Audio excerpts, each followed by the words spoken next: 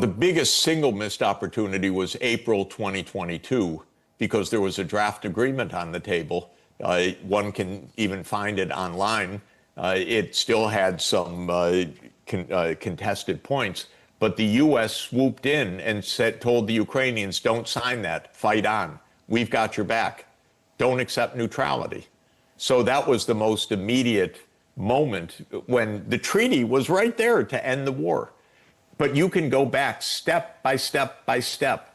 In December 2021, President Putin, on the 15th of December 2021, put on the table a draft U.S.-Russia security agreement.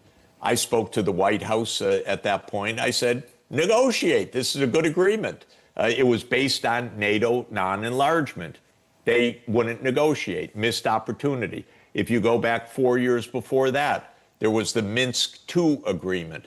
The idea of the Minsk II agreement is end the conflict by giving autonomy, not territorial sovereignty or annexation to Russia, but just autonomy within Ukraine to the eastern Donbass region, to Donetsk and Lugansk.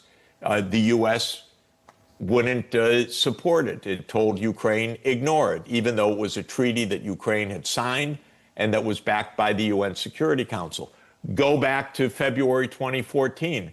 What is the U.S. doing helping to lead a coup against a president of Ukraine? Guaranteed trouble. They shouldn't have done that.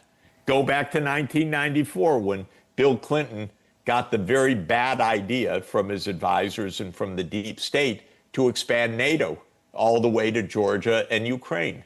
So this is a long-term project of the military-industrial complex gone awry. I have come to this cliche, which I find true. The U.S. plays poker, Russia plays chess, China plays Go. Poker is an interesting game. It's a series of short hands, and it's based on a lot of bluffing.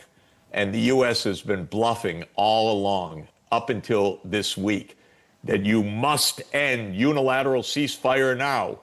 These are bluffs. This is poker playing. But the U.S. has had a terrible hand, and it's losing the pot. We're almost out of time, but I just want to get in a couple of US questions before we wrap up, particularly about the White House.